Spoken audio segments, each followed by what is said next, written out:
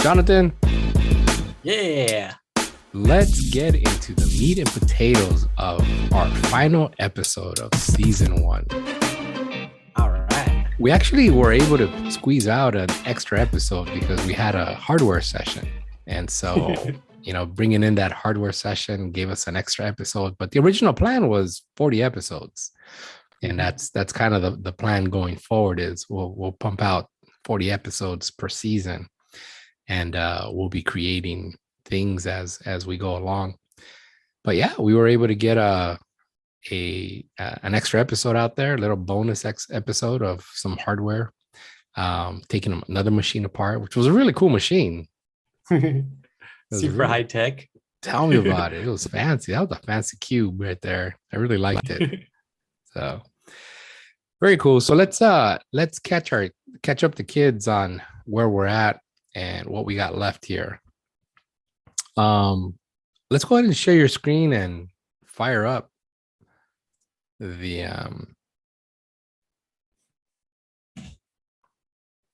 Guntox app. And I think where we last left was the paging, right?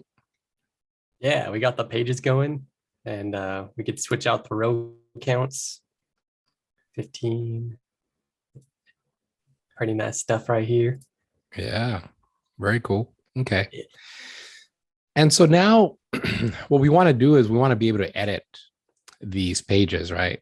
And there's a couple of things that we need to do because I think the create was a create that we did that where we created all the how do you call it, like all the validation manually. We created manual validation, and that was such a pain to do. It was painful to do, it was painful to watch, but it was a necessary episode just so that we can appreciate frameworks and libraries that are out there to do the job that we would normally have to do every time.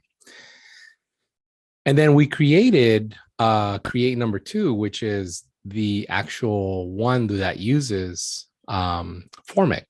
And that was pretty cool to watch. We were able to get through that.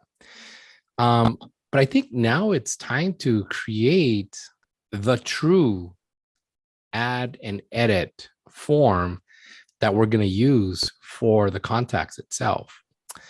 So I think what I want to do is we need to do some housekeeping. First of all, we need to go and check to make sure that all our stored procedures are in place so that we don't have to go and create any stored procedures when we're in the middle of programming. So let's go look at all our stored procedures. So the first thing that we need to do is we need to create a stored procedure to be able to pull a specific record. So we want to create a stored procedure to be able to, just grab a record by an ID. So let's go ahead and do a, well, you don't have to do it this way. You can go ahead and just open up a new query window. All right. So let's go through the code here and let's talk about what it's doing. This is going to be create or alter. So the first line actually creates it if it doesn't exist, alters it if it does exist. And the name of it is sp get contact by ID. And we need one parameter, which is line number 2, and that's our ID. And we specify that it's an integer. And then the comments on lines 4, 5, and 6, those are ignored. They don't really look at it. Those are just for you and I to be able to test a procedure, right? But the actual procedure starts in the begin. So that's the body of the stored procedure. And we go and we pull all the data that we need for that particular user. So let's test it out. Let's go ahead and Control E the whole thing.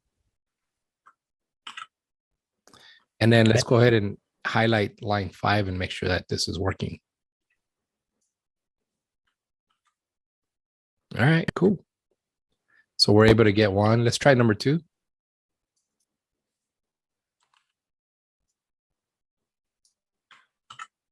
Yeah. All right, it's working just as expected. So that gives us that particular one. So that'll give us the edit. Um, we also need an update.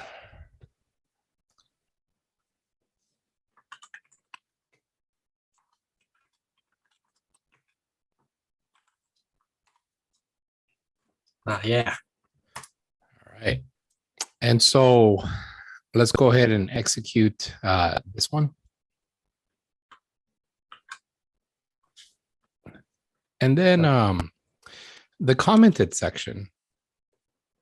Let's highlight that commented section.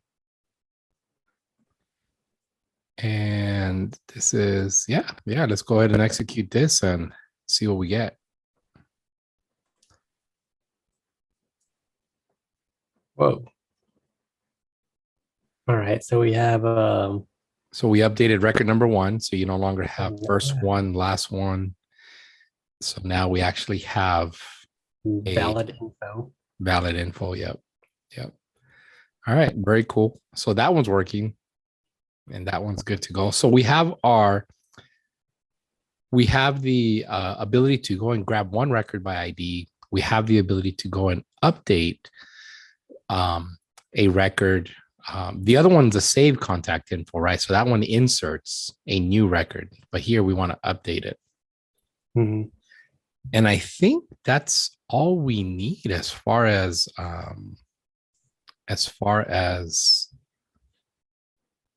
the queries that we need. Yeah, I think we're good. That will take care of our round trip. So we're able to get the list. We're able to insert a new record. We're going to be able to edit the record and get a record by an ID. So we got the 4 that we need. We won't worry too much about the delete for this one. We've done delete in the past. In fact, we've done it a couple of times, so it's not that big of a deal. We want to like move forward with some of the developing that we're doing, and really the development is more about.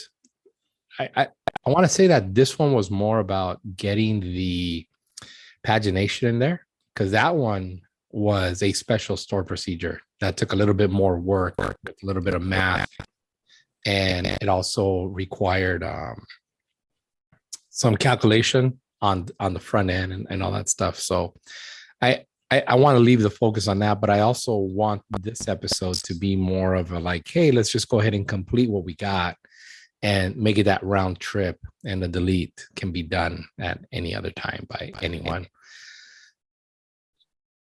So let's go and move on to the C# application so that we can implement the methods that we need in order to take advantage of these stored procedures.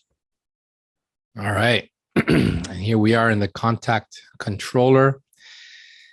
And we're able to get our contact list. But we need to be able to get one particular record when we edit, right? So we need to be able to get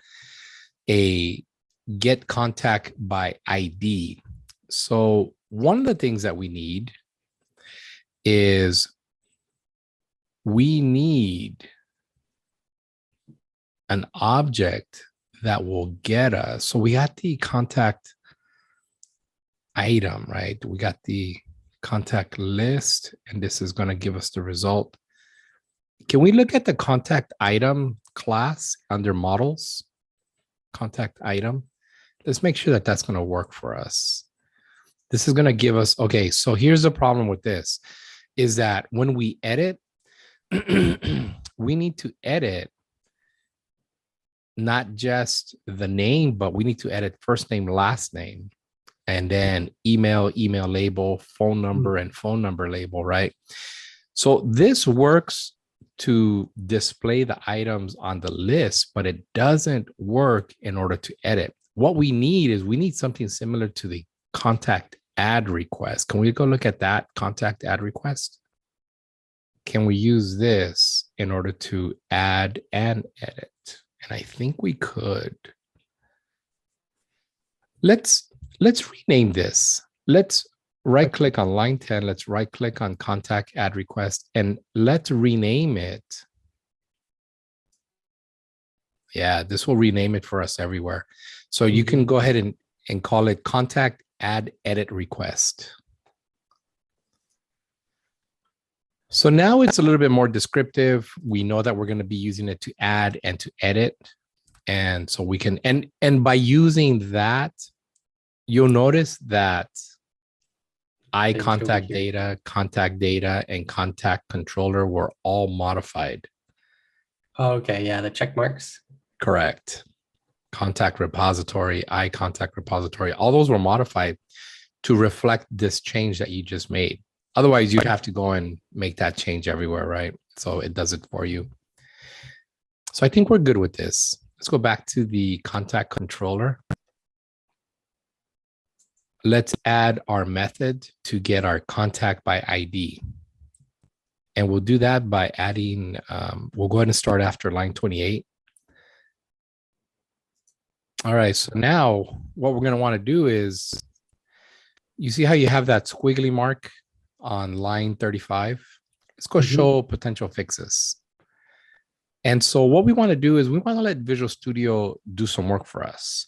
And in this case, we're going to have it generate the method in the interface class because this method doesn't exist. So we want it to generate it for us. So go ahead and select generate method. And let's right click and go to definition. Very cool. So you see how we have that method in there? And this happens to be the contact repository, right? But the problem is that this method only exists as part of the contract, not the actual implementation. So if we open up contact repository, go ahead and open up contact repository. You'll notice that now there's a squiggly mark under contact repository because it's the difference between the interface and the implementation class, right? So if you right click on that and show potential fixes, we can say, hey, go ahead and implement the interface. And you'll see that it added to line 26. So we'll need to do the same thing. Yeah, kind of cool, huh? Generating all that code for us so that we don't have to do any typing. So now what we're going to have to do is we're going to have to do implement the method, which is basically go and call the data method that doesn't exist. And we're going to have to do the same thing over again. So once again, we find ourselves with a method that doesn't exist in the data class. So we have to right click on this, view potential fixes, and generate the method.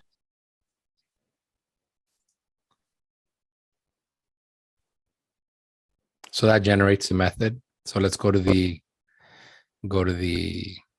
definition. And it's in there, but it doesn't exist inside the contact data. So let's go open up contact data. And once again, it's that red squiggly line. So let's go and show potential fixes and implement the interface. And if you scroll down, you should see it. Yep, there it is. So this particular method is going to be very similar, very similar to the get contact list. With the only, or wait a second, is it going to be get contact list? Yeah, it will be get contact list. So let's minimize a couple of these methods. Let's go ahead and do a control MO, and that'll collapse all our methods here. That way we can see everything. There we go. And it's going to be similar to that contact page result. Let's go ahead and expand that one.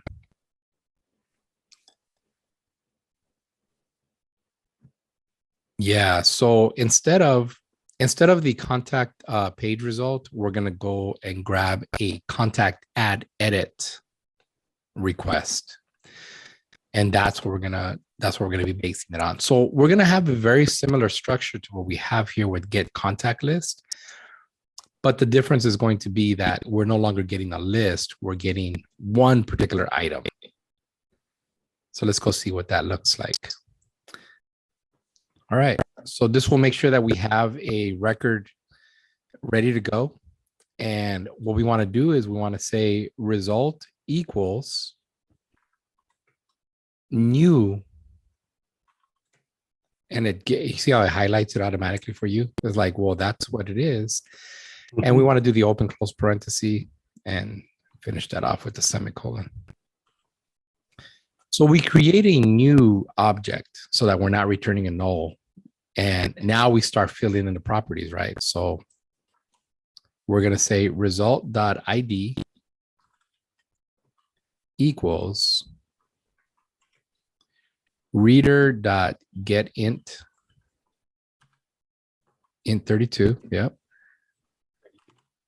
And then open close parenthesis and open close double quotes. And what is the name of the result? Can we go look at SQL Server really quick? So those headers, that's what we want to get. We want to be able to grab each one of those. And the only one that is an integer is the ID. Everything else is a string. So the first one is get int32, and then we're going to put ID inside the double quotes. And the rest of them are going to be get string, and we're going to put the headers inside those double quotes for each one of those. Let's go do it to it. Very cool. That fills in our whole object if we have something in there. Otherwise, it closes the connection and returns the result. Let's go ahead and save all this code. So Control-Shift-S, and let's run it. And we're going to have to fire up Postman in order to test this out. For the URL, we can leave everything, but we're going to replace everything after, starting from the question mark. Let's go ahead and replace it with ID1. You get rid of the question mark too. Hey, look at that. Let's try number 2. Very cool. All right. So we know that's going to work. The other one that we need to fix is the update. So let's go back into code. Contact controller. And we need to be able to, okay, so you see how on line 45, you have the save contact info? We're going to need a method that's very similar to this, except it's going to be update contact info. All right. So at this point, we know that we don't have that update contact info. So we need to go generate that method. So let's go ahead and generate it. All right. Let's go over to the iContact repository. We have it here, but let's go look at the contact repository. We don't have it here, so we need to.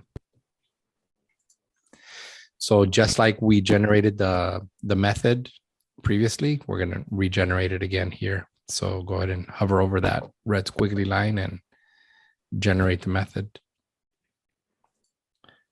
Let Visual Studio do some work. All right, let's go look at iContact data. It's in there. Let's go look at contact data. And go to the top, and we'll see that it's not there. So we need to go ahead and implement the interface. Very cool. So let's go ahead and collapse our methods again with the Control-MO. And I think we did a save contact info. So let's go look at save contact info. And save contact info, we're going to be using the exact same code with a couple of changes, of course. So let's go ahead and copy line 72 through 91. Copy that and paste it inside of your update contact info.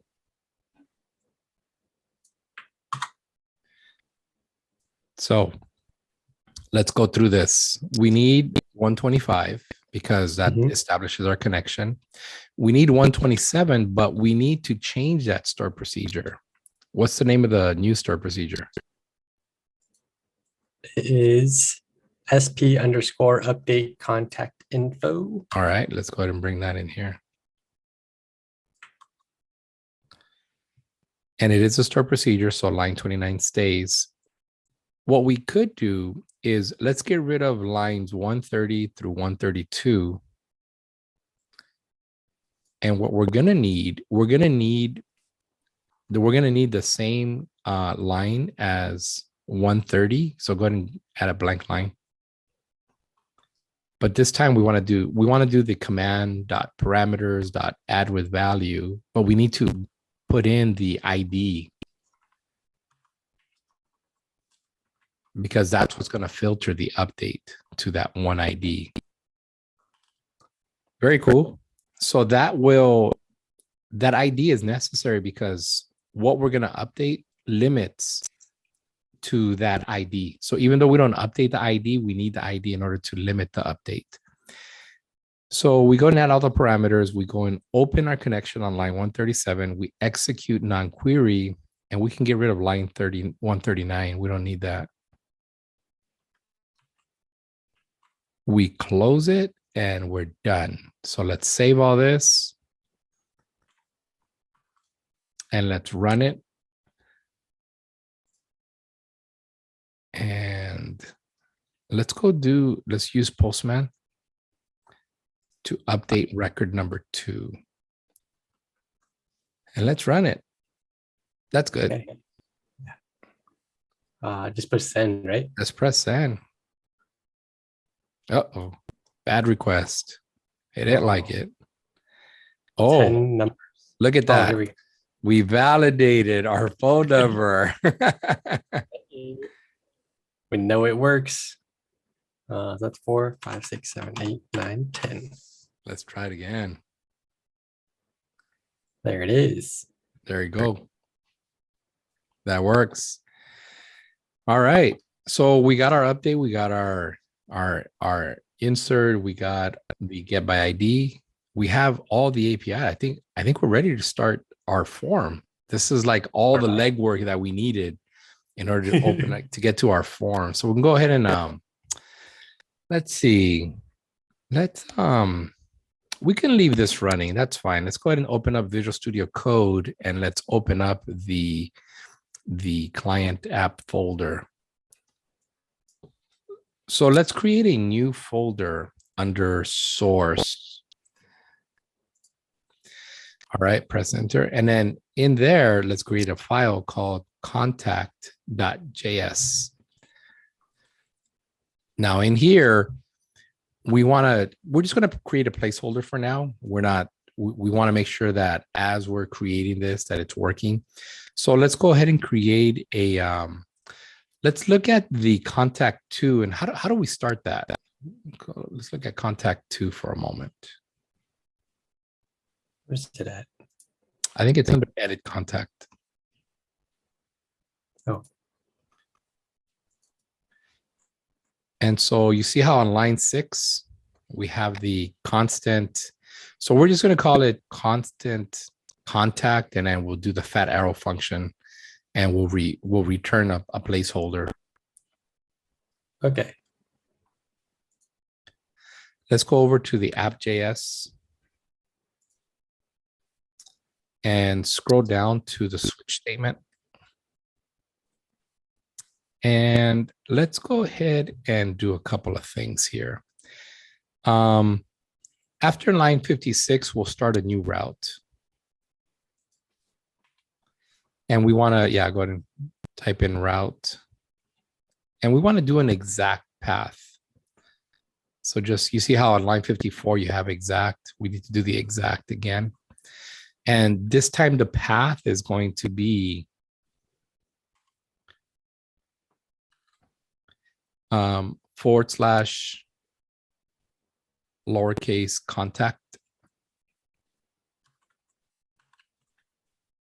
All right. And then inside on line 58, you'll do the, you'll call the contact. All right, very cool. Let's make sure that it added to the top. Make sure that it added the right one on the imports. I didn't push tab. Oh, you didn't? Okay, so let's go ahead and add. We're going to do the import. We need to import contact.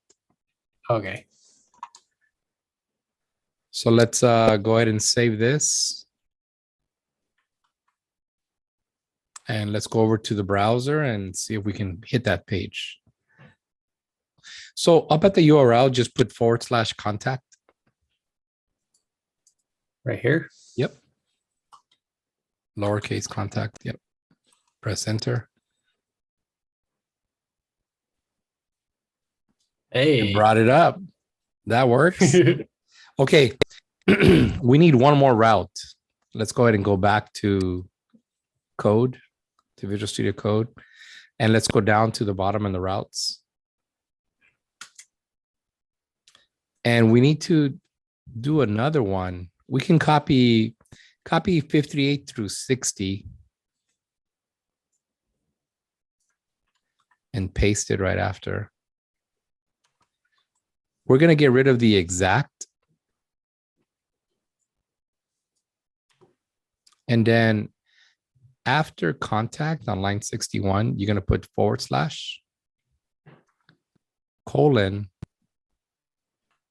ID. So this is going to give us the ability to use the same form to add and to edit. All right, so let's save this. And let's go back to the browser and let's go make sure that we can still get to our contact form. So let's go ahead and put /1 at the end of that URL. Okay, very cool. It still brings us to the same. This is all we wanted to accomplish right now. Yep. Now we're going to be able to get into like the actual code itself for the contact. So let's go back to the contact form. Now that we've established all that. Yeah, and in here, we're going to say we need to pull the ID from the URL. Okay, let's go ahead and save this and make sure that our site still works. And let's go back to the list. And then let's go ahead and go back to the contact. Make sure that we haven't broken anything. Just the contact? Yeah, just contact. Just want to make sure that it's okay, cool. Let's go back and edit more code. We haven't broken it yet. The other thing that we need to do is we need to determine whether or not we're in add mode or we're in edit mode. So let's create another constant after line 4. We'll say constant. Do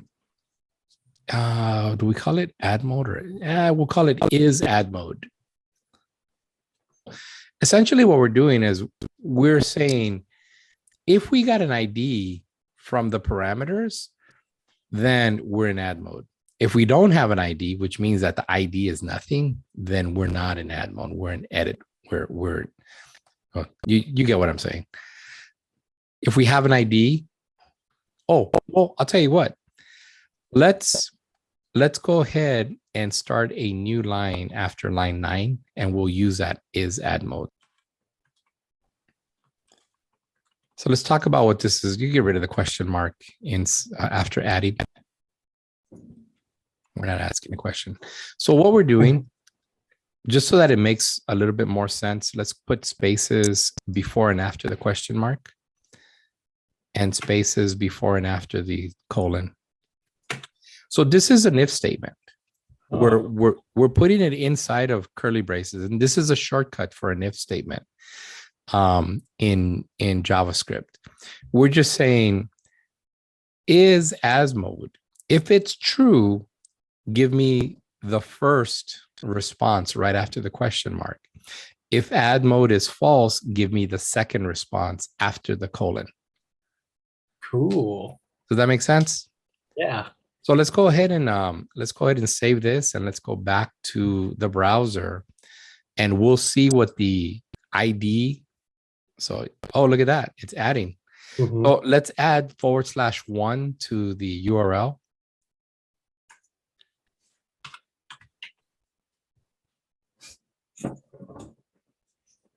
Editing. Cool. You see, so essentially that use params, it goes and grabs that. Remember how in the route we added the colon ID?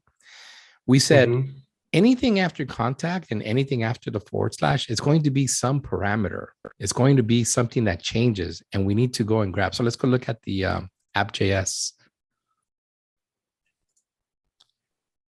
So yeah, line 61, you see how we put that colon ID?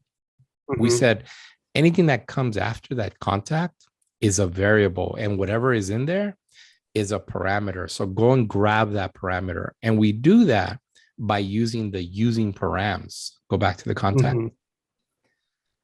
And so what happens is that we use the deconstructor. And so we go and grab the ID because that's the name that we gave it in the route. We said, whatever it comes from here is called an ID. So we go and grab it. And then on line 5, we say, hey, if we have an ID, let's go ahead and set the add mode to whatever the opposite is of the ID. If we Mhm. have something, then add mode is false. If we don't have nothing, then add mode is true. And then that's how we go and we decide what we're going to display on line 10. That makes sense? Cool. Yeah. This is probably the simplest way to explain the the shortcut if statement, because Yeah. we use this a lot, but we use it in such a complicated way. And so this is a simple way of using it. But this is cool. I'm glad you understand what this is doing now. Okay, so we got that. What else do we need? We need to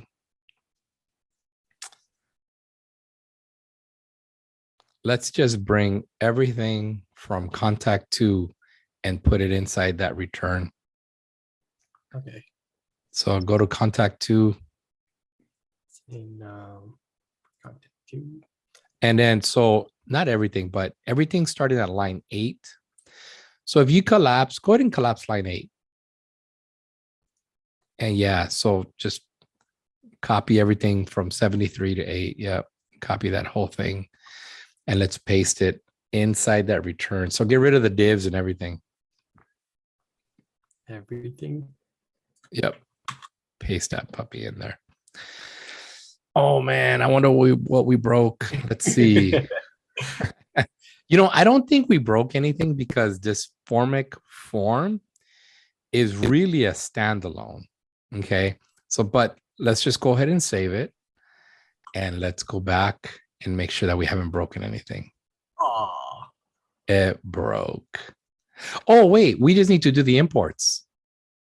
Oh, okay. Yeah, let's go do the imports. So let's go to contact to, and let's go see what the imports are. Yeah, it's just the imports that it needs. Yeah, you could go ahead and bring all that stuff in there.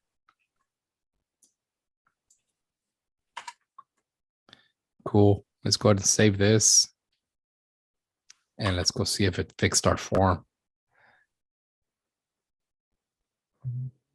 Which one? Oh, the data schemas. Okay. We're going to reuse those data schemas. Let's see. We can leave those data schemas right where they're at. Oh, you know what?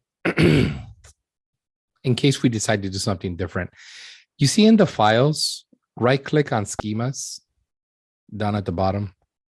Right click on that schemas folder. Oh, right here. Yeah, right click on the folder and copy. And then paste that inside the context.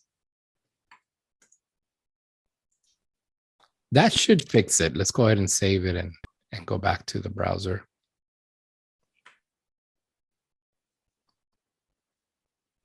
Okay, all right, let's see. Cannot resolve data schemas.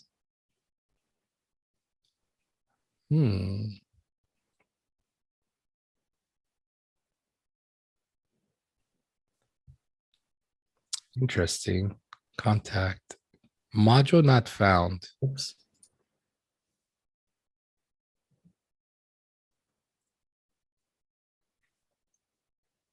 Oh, you know what? Let's open up the Google Tools and do a fresh reload. Empty cache and reload. You have to open up the Google Tools. Yeah, and then you could do an empty cache and reload.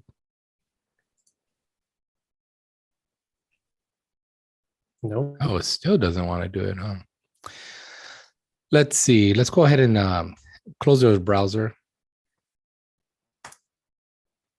and expand schemas under contact. Oh, the file did come through. Okay, go ahead and open that. So everything is here. Let's go ahead and launch Visual Studio again, Visual Studio 2019, and relaunch the application. And let's go to contact. Okay, cool. Hey. I think it was just the fact that we moved some files around and it just didn't appreciate it. It's like, yeah, I don't want to do this. I was like, I don't know what you did. You changed my file system. So restarting the app is what it needed. But very cool. You know, none of this stuff works right now. Let's go ahead and open up the tools in here inside of Chrome. And let's go over to the console. Let's make sure that we got no errors coming up. Very cool. No errors. A couple of warnings, but those are from a different file. Not a big deal. Oh, no, they are from the, well, that's cool. They're just warnings. We're not too worried about it. On submit is what we call an inline method. In other words, we created a method in line with the on submit function, the event itself. But really what we should do is we should probably move that out to a method itself, right? Inside the parentheses on line 10, we're going to receive fields. In addition to that, we're also going to be receiving a couple of methods.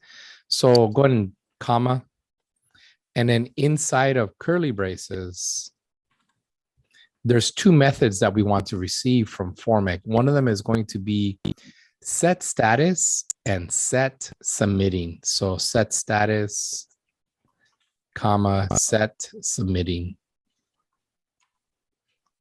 We're going to call set status. So go ahead and do set status, open close parenthesis.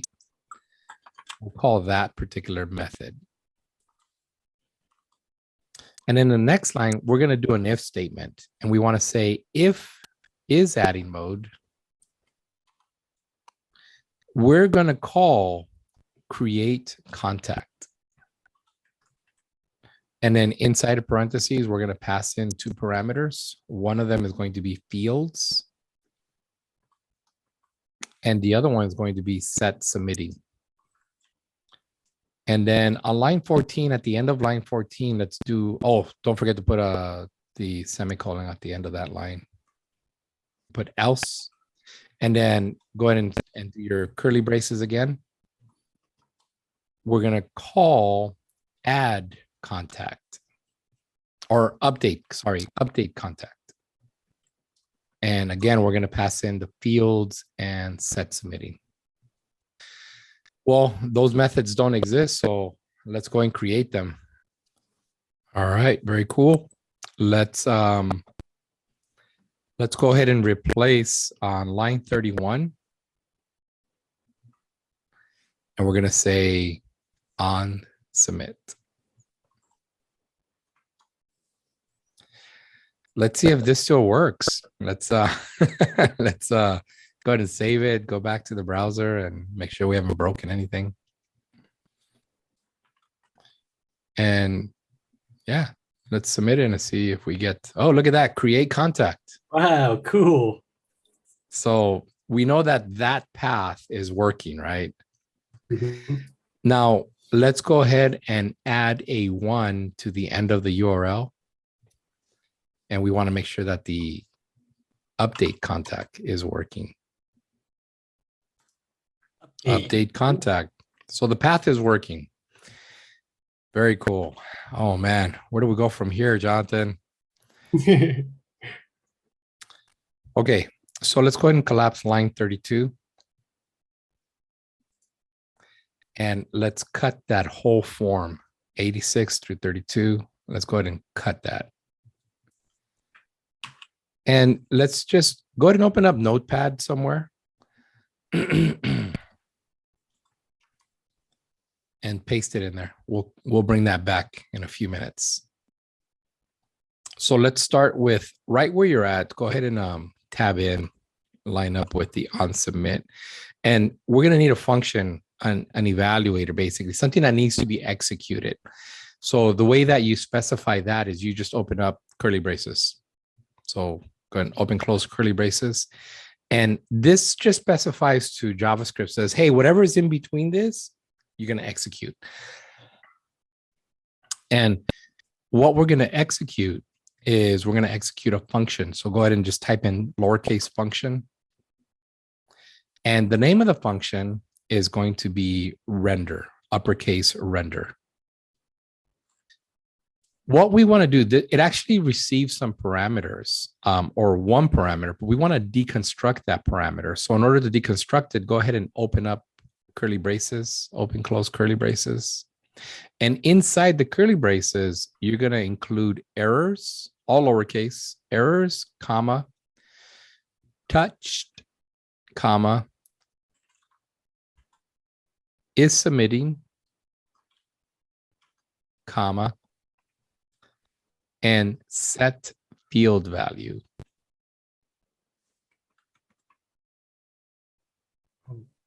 Oh, go ahead and close your files on the, so that we get more real estate. Close your, yeah, get rid of your sidebar. Yeah, that'll work. Oh man. Okay.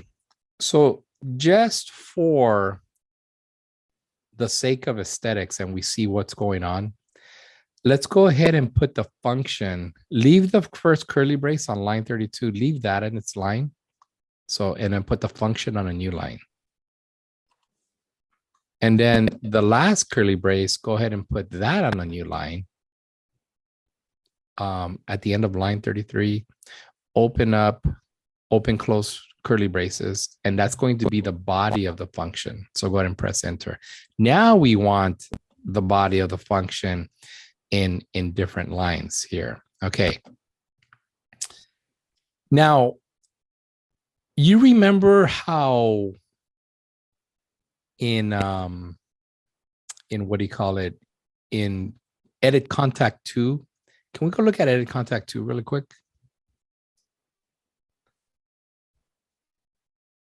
And if you, is it edit contact 2?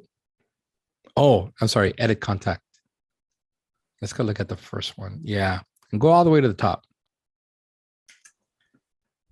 Yeah, here we go. You see how we had this, you see how we had this line 5 was constant contact info, set contact info, and then use state and all that stuff.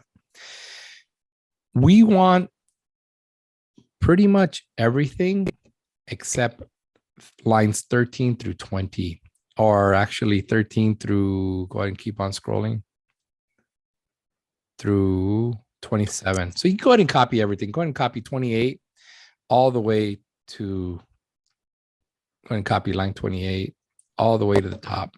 And we can get rid of, we'll get rid of that stuff once we copy it. Okay. Yeah, copy that stuff in there. And go ahead and paste that into our contact form. So this is our use state. And because it's a function, it's going to be used in pretty much the same form that we would normally use it. But this is just kind of weird the way Formic uses it. What we need to do is we need to do the, we need to use effect, but the use effect comes after line 42. We only want to run this code if in fact we are in ad mode. And so, you know what, before this gets a little messy, on line 47, in between the closing curly brace and the closing parenthesis, put a comma and then empty square brackets. Yeah, we need to add that just in case we forget. We don't want to forget, otherwise we're going to end up in an endless loop here. Let's go back to 45. So if we're in ad mode, we want to go and get our, we want to go and get our, what do you call it? Our record. So in here is what we call Axios. So let's call Axios. So this essentially updates our state. Remember, because we're using use state. If you scroll up, you see that set contact info. We're using use state, and we use set contact info. That's the function that we get back in order to be able to update our contact info. Because right now, contact info is a -1 with a bunch of blank strings. And so by setting the contact info and passing in contact info, which is the response.data, we're going to assign those values, and it will update our fields. All right. All right. So that's what's going on there. Okay. Now, what happens if we get an error, Jonathan? Throw it all away. On line 51, go ahead and press enter. Dot catch. So in case of an error, while we're trying to get the ID, we'll catch the error and we'll just console log it. And then finally, and we're going to return open close parenthesis and put those parentheses, separate them into separate lines. And we go back into Notepad and we paste our Formic form in there. Oh, man. Forgot about that over here. Yeah.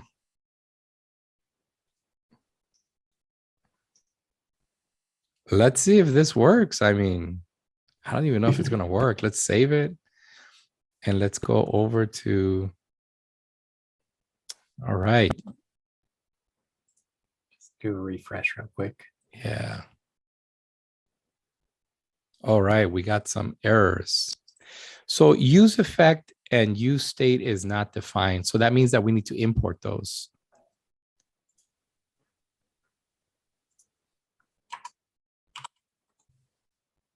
There we go. Yeah, let's save it and see if it works. Hey. What? Okay, let's go ahead and press enter right on that one. On the URL, press enter. Let's go see if it grabs information.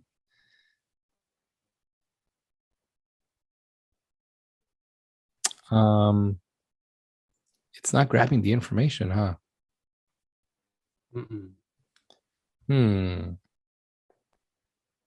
It's not giving us an error. Let's go back into code. And let's go to the Axios call.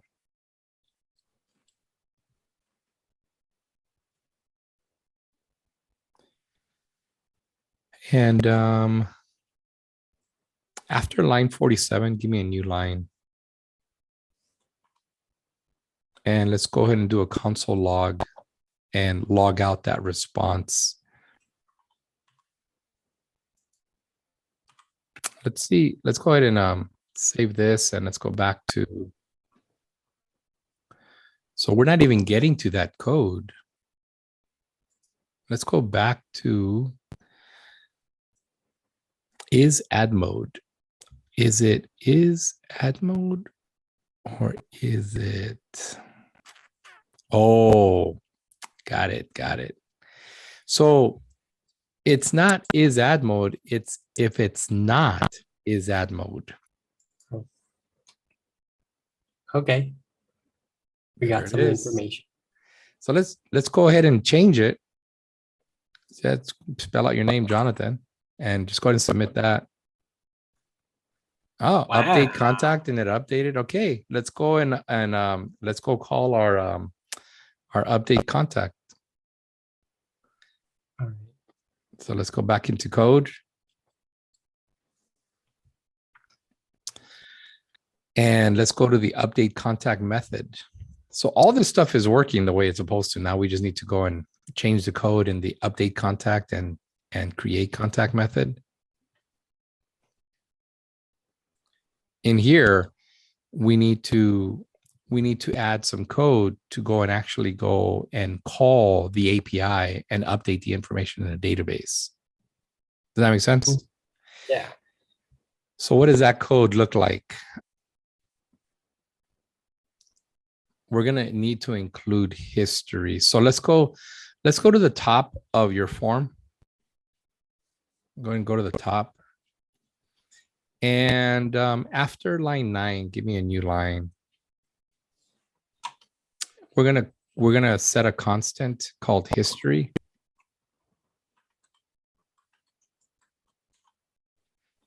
And this is going to be equal to use history. Open close parenthesis. So you could press tab and it'll bring it in for you. Oh. All right, so let's go back down to our method where we're updating.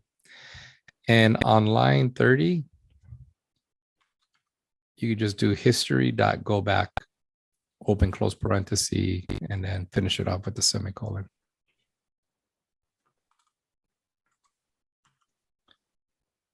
So this is going to require us. I'll go ahead and save this. Let's give it a shot. We'll go ahead and go to the browser and let's go to the list. All right. And then go ahead and go to the URL and type in /contact/1. And then go ahead and update your first name. And then let's go ahead and submit that. Whoa. Oh, wait a second. Refresh this. Do a hard refresh. Did it not update? Oh, it did, but it cached the information. Oh, that's interesting.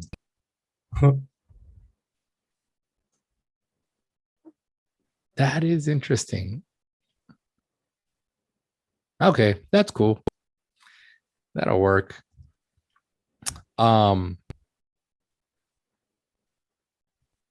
All right, let's go and fill in the create contact method. Just like we did the update contact, we need to do the create contact.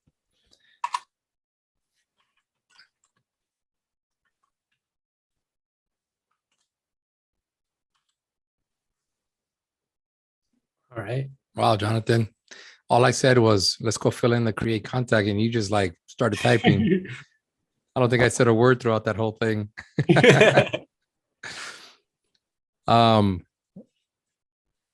Very cool. Let's go and save this and go back to our browser and get rid of okay, so we're at the list. Go ahead and just /contact at this point. And go ahead and add a new contact.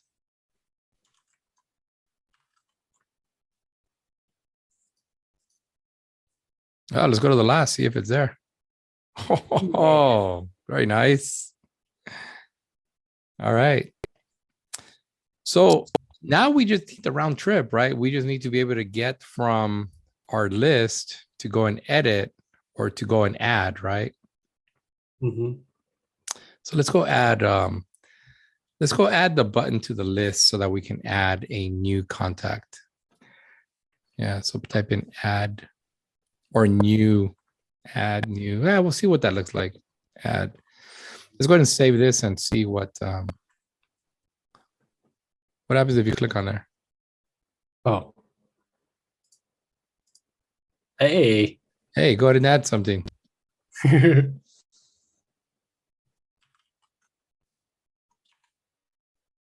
And go to the last. There he is. There he is. All right. So now what we want to do is we want to edit our list so that when we click on instead of having the IDs in there, we can have just edit as a link. Okay. And that way we can go and edit that particular. So let's go down on line 53. Let's change that ID to action. And then let's scroll down to the body. And on line 64,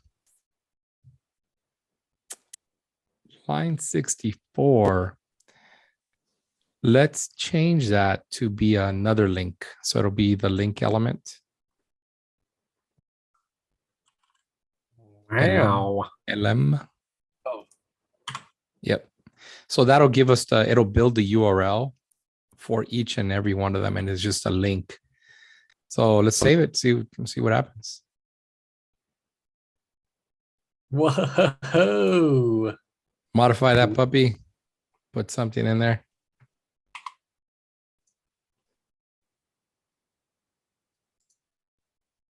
Cool. That's some pretty cool stuff. Yeah. I mean, the most difficult part was getting the Formic form in there. It was messy. I'm not gonna lie. It was messy. I was like, man, it's like this does look kind of messy, but at the same time, it was kind of like that elegant messy, Mhm. just the way it worked, So, but yeah, I mean, this is kind of our poor man's version of our Google clone site. Not exactly, what Google Contacts is, but for the time being and for the time that we had, it was, what we came up with. Obviously, the big takeaway here was the paging and being able to adjust the row columns or the row count, I mean, all that good stuff. And so that's really what the takeaway here is.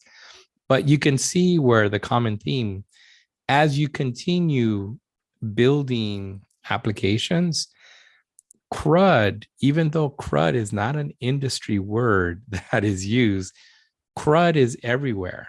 Okay. I mean, we'll take the birthdays and the significant events, right? Where you create, you read, you update, and you delete, right? So it's CRUD. So when you read all the records, you create a list. When you go and edit one record, you need to go and read one record, pull the data, and so that you can modify it, you update it, or you can delete it, right? We can also add a delete here and create a stored procedure to go and delete. We won't do that in this case. We've done that in the past. It's not that big of a deal. It's not that difficult, fairly easy to accomplish. But you can see where CRUD plays a big part in the industry. CRUD is not always the same thing over and over. If you look at what, like, let's just take one of the big, FANG sites. When I mean FANG is Facebook, Amazon, what is Netflix. it? Netflix, Google. That's when you hear the term FANG, That's what they're talking about. Facebook, Amazon, Netflix, Google. That's like the big FANG companies. When you create an account, you're inserting a record somewhere. So you're creating something. When you update your password, when you update your email, you have to go and read that one record, modify it, and then update it. And when you no longer want to be part of their universe, you go and you say, hey, I want to deactivate my account. Well, guess what they need to do? They need to go and delete that record. So even though they don't have a list of users where you can go and edit and modify, the whole registration process, the whole lifetime of registering, changing your password, updating your profile, and deactivating your account is basically the 4 CRUD methods. And that, in a nutshell, obviously it expands more and it becomes a lot more complicated as you move into features. But CRUD is everywhere, when you're working with applications.